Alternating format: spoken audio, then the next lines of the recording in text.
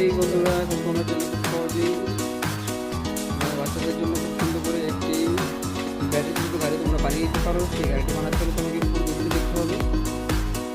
এখানে নেওয়া হয়েছে 3.7 ভোল্টের লিথিয়াম ব্যাটারি, দেন কিছু খালি ক্যানের মুখটা, দেন আসলে কাঠের সাহায্যে গিয়ে ব্যাটারির সাথে লাগিয়ে দেওয়া হচ্ছে। এবং তারপর নেওয়া হচ্ছে একটি 3.7 ভোল্টের মোটর, দেন একটি ফ্যানের পাঙ্খা।